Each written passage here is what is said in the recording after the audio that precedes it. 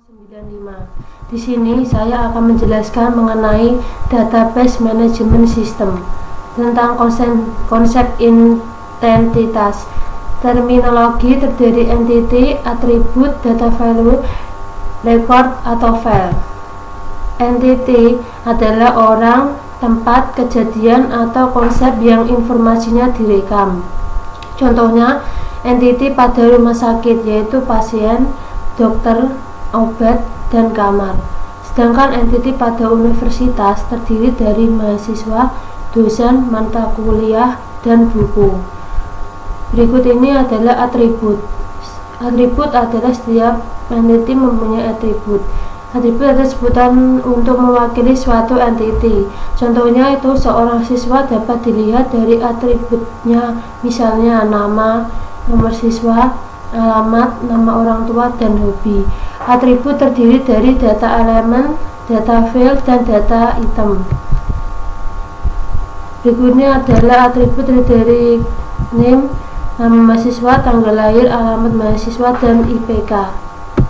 Berikutnya adalah data value, nilai atau isi data. Data value adalah data aktual atau informasi yang disimpan pada tiap data elemen atau atribut. Contohnya, atribut nama mahasiswa ini menunjukkan tempat di mana informasi nama mahasiswanya disimpan. Data value adalah Adi, Arif, Budi. Ini merupakan isi data dari atribut nama mahasiswa tersebut.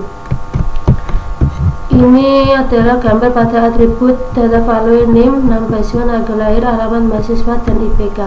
Bisa dilihat pada tabel di bawah ini. Records atau tuple adalah kumpulan elemen-elemen yang saling berkaitan menginformasikan tentang suatu entity secara lengkap. Suatu record mewakili satu data atau informasi tentang sesuatu dari sebuah objek. Misalnya, NIM, nama mahasiswa, tanggal lahir, alamat mahasiswa, dan IPK. Ketiga, satu rekod terdiri dari file-file yang saling berhubungan untuk menunjukkan bahwa file tersebut dalam satu pengertian yang lengkap dan direkam dalam satu records. Berikutnya, ini adalah tabel dari record atau tuple. Berikutnya adalah file. File adalah kumpulan rekod-rekod sejenis yang mempunyai panjang elemen yang sama, atribut yang sama, namun berbeda-beda data value-nya. Berikutnya, dalam satu file terdapat rekod-rekod yang sejenis, sama besar, sama bentuk, merupakan satu kumpulan entity yang seragam. Berikutnya ini adalah database management system atau DBMS. Database itu adalah kumpulan file-file yang mempunyai kaitan antara satu file dengan file yang lain sehingga membentuk satu bangunan data untuk menginformasikan satu perusahaan, instansi dalam batasan tertentu. Kemudian set program pengelola. Set program pengelola adalah satu paket program yang dibuat agar memudahkan dan mengefisienkan pemasukan atau perekaman informasi dan pengambilan atau pembacaan informasi ke dalam database. Berikutnya yaitu pengertian dari DBMS, Database Management System, adalah suatu koleksi atau kumpulan data yang saling berrelasi dan satu set program untuk mengakses database, yaitu membaca data, mengisi data, menghapus data, dan melaporkan data. Berikut ini ialah tabel atau bentuk gambar DBMS. Setelah itu, database ini digunakan untuk mengatasi masalah-masalah sebagai berikut. Di antaranya 1. Redundansi data atau penggandaan. 2. Inkonsistensi data. 3. Kesulitan pengaksesan data. 4. Isolasi data untuk standarisasi. Dan kelima, multiple user atau banyak pemakai. 6. Masalah keamanan atau security. 7. Masalah integrasi kesatuan. Dan yang terakhir adalah masalah data independence atau kebebasan data. Berikutnya Ini penjelasan dari persatu-satu, yaitu redundansi data atau penggandaan. Itu jika file-file dan program aplikasi diciptakan oleh programmer yang berbeda pada waktu yang berselang cukup panjang, maka ada beberapa bagian data mengalami penggandaan pada file-file yang berbeda. Contohnya ini alamat dan nomor telepon dari pelanggan kita tercatat pada file deposito, juga pada file rekening, koran, dan juga file nasabah.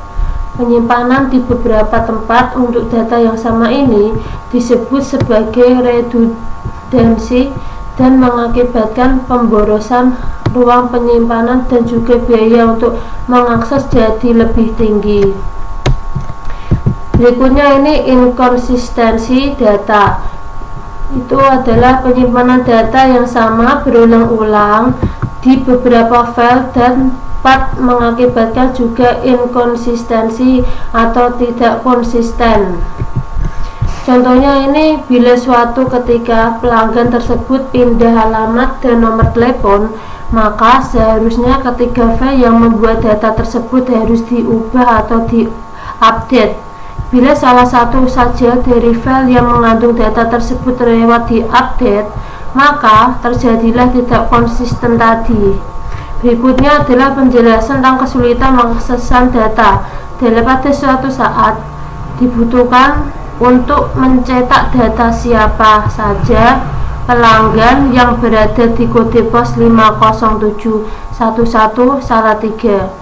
Padahal belum tersedia program yang telah ditulis untuk mengeluarkan data tersebut. Maka kesulitan tersebut timbul dan penyelesaian untuk itu adalah ke arah DBMS yang mampu mengambil data secara langsung dengan bahasa yang familiar dan mudah digunakan atau user friendly. Setelah itu, penjelasan mengenai multiple user atau banyak pemakai adalah salah satu alasan mengapa database dibangun, karena nantinya data tersebut digunakan oleh banyak orang dalam waktu yang berbeda, diakses oleh program yang sama tapi berbeda orang dan waktu. Kedua, dalam rangka mempercepat semua daya guna sistem dan mendapat responsi waktu yang cepat, beberapa sistem mengizinkan banyak pemakai untuk mengupdate data secara simultan. Kemudian penjelasan mengenai masalah keamanan atau security. Itu tidak setiap pemakai sistem database diperbolehkan untuk mengakses semua data. Misalkan data mengenai gaji pegawai hanya boleh dibuka oleh bagian keuangan dan personalia. Tidak diperkenankan bagian gudang membaca dan mengubahnya. Terus kedua itu keamanan ini dapat diatur lewat program aplikasi yang dibuat oleh pemrogram dengan menggunakan password atau user level untuk setiap pengaksesan data. Kemudian penjelasan mengenai masalah integrasi atau kesatuan. Itu database-nya berisi file-file yang saling berkaitan. Masalah utama adalah bagaimana kaitan antara file tersebut terjadi. Meskipun kita mengetahui bahwa file A berkaitan dengan file B, namun secara teknis maka ada file kunci yang mengaitkan kedua file tersebut. Kemudian penjelasan mengenai masalah data independensi atau kebebasan. Itu bagaimana kita mampu menciptakan di mana antara program aplikasi dan database pada keadaan terpisah, sehingga perintah-perintah dalam paket DBMS bebas terhadap database. 2. Namun perlu pula dipikirkan bagaimana bila ada syarat terhadap database yang ada. Misalnya, syarat pengambilan uang tabungan bank adalah harus disisakan paling minimal 25.000. Syarat ini tentu dimasukkan dalam database yang dibangun saja. Namun, bagaimanakah bila suatu ketika syarat itu telah bergeser dari syarat 25.000 menjadi 50.000? Di sini program aplikasi dan database yang telah dibangun haruslah dibuat, dan ini menunjukkan masalah independen atau kebebasan. itu bagaimana kita mampu menciptakan di mana antara program aplikasi dan database pada keadaan terpisah, sehingga perintah-perintah dalam paket DBMS bebas terhadap database. Terus namun perlu pula dipikirkan bagaimana bila ada syarat terhadap database yang ada. Misalnya itu syarat pengambilan uang tabungan bank adalah harus disisakan paling minimal 25.000. Syarat ini tentu dimasukkan dalam database yang dibangun saja. Namun, bagaimanakah bila suatu ketika syarat itu telah bergeser dari syarat 25.000 menjadi 50.000? Di sini program aplikasi dan database yang telah dibangun haruslah diubah, dan ini menunjukkan ketidakbebasan program yang dibuat terhadap database. Kemudian penjelasan mengenai abstraksi data adalah sistem yang sesungguhnya tentang teknis bagaimana data disimpan dan dipelihara seakan-akan disembunyikan kerumitannya dan kemudian diungkapkan dalam bahasa dan gambar yang mudah dimengerti oleh orang awam. Selanjutnya ini abstraksi data. Berikut ini adalah tabel user abstraksi data. Itu penjelasannya itu satu, level fisik adalah level abstraksi paling rendah yang menggambarkan bagaimana data disimpan dalam kondisi sebenarnya. Kedua, level konseptual.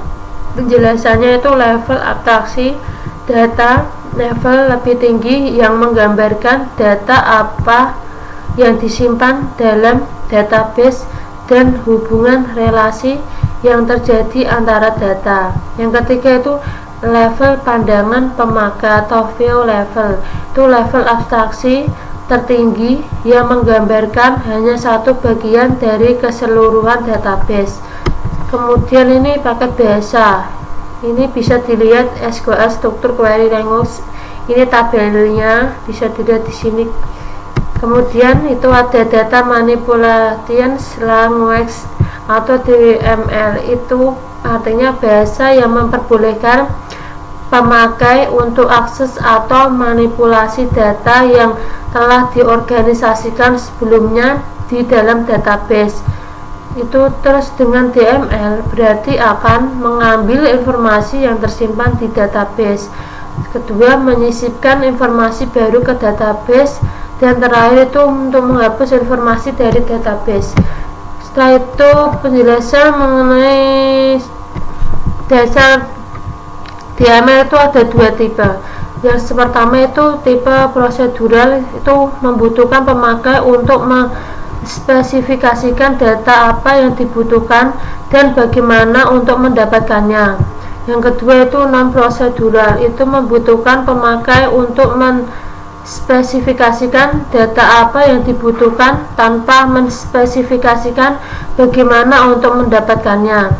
Paket bahasa prosedural DML adalah DBase 3, VBase, dan sedangkan non prosedural DML itu ada SQL Structural Query Language atau QBE Query Based Sample.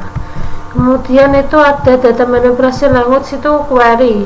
Query adalah pernyataan yang diajukan untuk mengambil informasi, merupakan bagian DML yang untuk mengambil informasi, disebut query language. Contohnya itu ada select from, nama tabel, insert itu nama tabel, value itu nilai, update nama tabel, set nilai baru, where kondisi, delete nama tabel, where kondisi. Kemudian ada juga data definition language atau DDL. Penjelasannya itu bahasa khusus untuk mendefinisikan pola atau skema database. Yang kedua itu satu set perintah dalam DDL yang menspesifikasikan suatu terapan yang rinci dari pola database yang biasanya tersembunyi dari user atau pemakai. Perintah dalam DDL itu ada create, modify reports, dan modify struktur. Pengguna database itu ternyata ada tiga. Yang pertama itu database manager, database administrator, dan database user.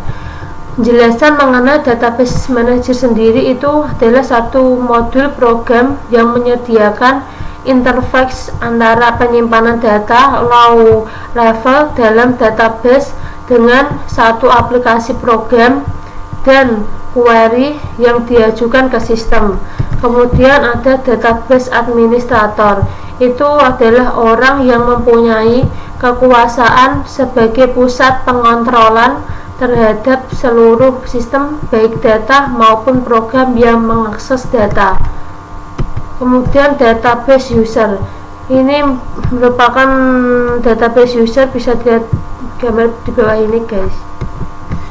Pemakai database atau database user, ternyata itu ada 4. Yang pertama itu programmer aplikasi, kedua casual user, ketiga naive user, keempat specialized user. Penjelasannya mengenai program aplikasi itu profesional komputer yang berinteraksi dengan sistem lewat YAML yang dibuat dengan bahasa C, COBOL, dan lainnya. Program-program yang dibuat disebut sebagai program aplikasi, misalnya untuk perbankan, administrasi, akuntansi, dan lain-lain. Sintak YAML berbeda dengan sintak bahasa komputer umumnya. Berikutnya adalah penjelasan mengenai casual user, itu adalah pemakai yang telah berpengalaman berinteraksi dengan sistem tanpa menulis program, tetapi memakai bahasa query. Setiap query akan mengajukan ke query prosesor yang mengambil dari perintah DML. Kemudian penjelasan mengenai naive user, itu pemakai yang tidak berpengalaman berinteraksi dengan sistem tanpa menulis program, tinggal menjalankan satu menu dan memilih proses yang telah ada atau telah dibuat sebelumnya oleh programmer. Kemudian penjelasan mengenai specialized user, itu pemakai khusus yang menuliskan aplikasi database tidak dalam kerangka data processing yang tradisional. Aplikasi tersebut diantaranya adalah computer aided design system, knowledge base expert system, dan sistem yang menyimpan data dalam bentuk data yang kompleks, misalnya data grafik dan data audio. Konsep database relasional.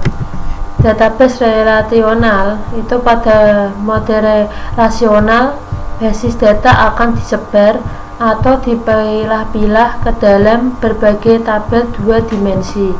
Setiap tabel selalu terdiri atas lajur mendatar yang disebut baris data, row atau records, dan lajur vertikal yang biasa disebut dengan kolom atau file. Kemudian keuntungan database relasional itu: 1. Bentuknya sederhana, 2. Mudah melakukan berbagai operasi data. Kemudian istilah dalam database relasional itu ada 1. Relasi. Relasi adalah sebuah tabel yang terdiri dari beberapa kolom dan beberapa baris. Kemudian relasi ini juga menunjukkan adanya hubungan di antara sejumlah entitas yang berasal dari himpunan entitas yang berbeda. Entitas sendiri ini merupakan individu yang mewakili sesuatu yang nyata dan dapat dibedakan dengan yang lainnya. Kemudian ada juga atribut. Atribut ini juga kolom pada sebuah relasi.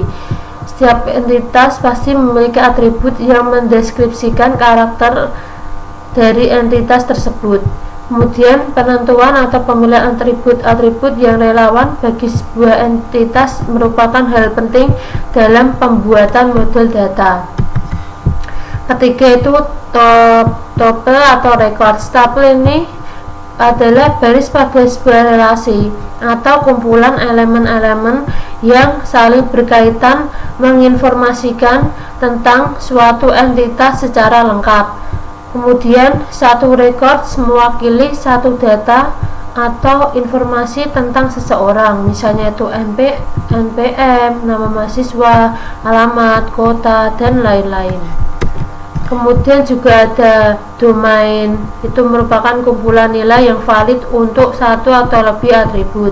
Kelima ini ada derajat atau degree, itu jumlah atribut dalam sebuah relasi. Dan yang terakhir itu ada cardinality, itu jumlah tupel dalam sebuah relasi. Kemudian ini merupakan tabelnya, bisa dilihat pada gambar bawah ini. Kemudian ada relational key, itu terdiri dari Superkey adalah satu atribut atau kumpulan atribut yang secara unik mengidentifikasi sebuah tupel di dalam relasi. Kedua, kandidat key. Kandidat key adalah suatu atribut atau satu set minimal atribut yang mengidentifikasikan secara unik suatu kejadian spesifik dari entitas. Berikutnya adalah atribut di dalam relasi yang biasanya mempunyai nilai unik. Yang ketiga itu primary key. Primary key adalah merupakan satu atribut atau satu set minimal atribut yang tidak hanya mengidentifikasikan secara unik suatu kejadian spesifik, tapi juga dapat mewakili setiap kejadian dari suatu entitas. Kemudian kandidat key yang dipilih untuk mengidentifikasikan tupel secara unik dalam relasi. Kuncinya, setiap kunci kandidat key ini punya peluang menjadi primary key, tetapi sebaiknya dipilih satu saja yang dapat mewakili secara menyeluruh terhadap entitas yang ada.